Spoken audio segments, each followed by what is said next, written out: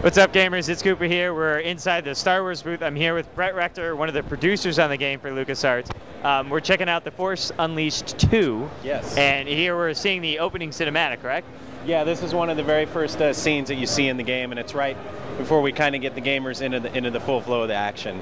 So we're pretty much figuring out exactly why we're still alive at this point in time, right? Yeah, exactly. So we pretty much open up. The story goes that Vader's kind of doing his own secret experiments on the planet of Kamino, which we saw in Episode 2. It's kind of the, where they did all their cloning experiments. So at this point in the Star Wars timeline, the Empire's kind of taken over, and he has his own little private facility. So he essentially what he's trying to do is clone Starkiller, who was the protagonist that seemingly perished at the end of The Force Unleashed 1. And so we always like to have a theme in the Star Wars games. The first one was about redemption, and this one's about identity. So it's, again, Starkiller doesn't know who he is, and there's a point in this opening sequence where he feels like he's going to be betrayed. He has a flashback, so he has like kind of a fight and flight mentality at this point. Just like he knows he needs to get away, he feels he's going to be betrayed, and he wants to find out the truth about himself. And the one person that he really still has in his heart and has strong feelings for is Juno Eclipse, which was the love interest from The Force Unleashed. One of the main things that gamers, I wouldn't say didn't like, but were surprised from Force Unleashed, the original, was its length. Is this one going to be a little longer, a little meatier?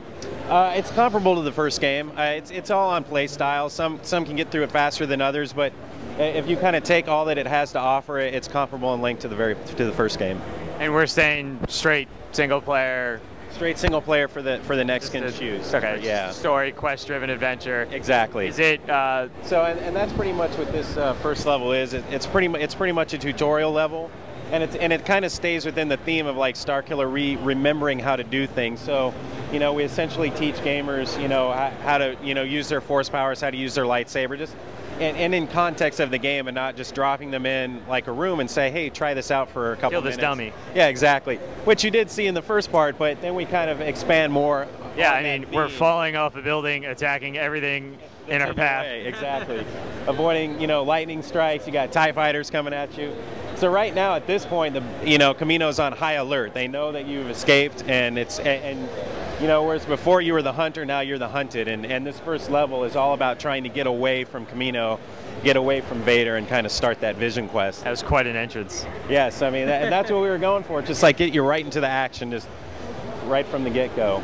So we're starting off, and Starkiller has pretty much every ability we had in the original. We start you out with a few core force powers, and then as you play through the game, you'll unlock a few more. We actually teach you one of our new force powers here right at the beginning. It's a Jedi mind trick. So very popular, yes, from the movies, and it leads to very comical results at times. So it's a great powers. We'll see in this next segment, but essentially you can mind trick soldiers. They'll turn on one another and fight each other. They might, if they're near a ledge, they might jump off that ledge. If they're near a hazardous, laser shield or some other hazardous device, they might jump into it. So, and this is actually what we're learning right here is that jump. Oh, how to do that. Yeah. So he has a lot of his old tricks, and he's going to be learning a bunch of new ones as well. Yeah, he has a couple more force powers in his arsenal for sure. Is everything from the previous game coming back, or just select few? For the most part, there were a couple of force powers that we weren't exceptionally happy with, so we've kind of reimagined those a little bit. Again, the core force powers, and then a couple of new ones like the Jedi mind trick, and one that we like to call Force Fury, which essentially is it amps up Starkiller to the point where he can do things even if you ranked up all your powers he couldn't do. But when you're in this Force Fury mode, it's like taking his powers to 11. His melee attack becomes a little mini ranged attack. Lightning completely disintegrates enemies. Force Repulse completely disintegrates enemies. And you can mind trick, I don't know, like 10 guys at once. Or, it's definitely not shying away from the death and destruction. I think we just saw a head come off there. That's right. Oh, and that's another new thing is decapitation and delimbing. So are we going rated mature on this one, probably? No. Actually, we worked very closely with the ESRB to stay within the foundations to get that teen rating. So it really, it helps the action. People really like it. We don't do it to excess where it's just ridiculous. Right. You're not doing it specifically for the gore factor. Exactly. I mean, it's something, since the old Jedi Knight series, people were like, why don't you have that? They remember, I believe, it was man, now I can't remember. It wasn't Outcast. It was the one before that, where they actually had delimbing. So we're bringing that back. Bringing it back. Yeah. So this actually comes out just a few weeks from now, right? October 26, yeah, 10/26. And it's coming out on 360, PS3, Wii, PC? And PC, yes. And the DS as well. And the DS. Yes. And there's a couple different developers working on the others. So the core version, I guess, the one that LucasArts is focusing on? Yeah, so the PS3 and the X360 was developed in-house at LucasArts.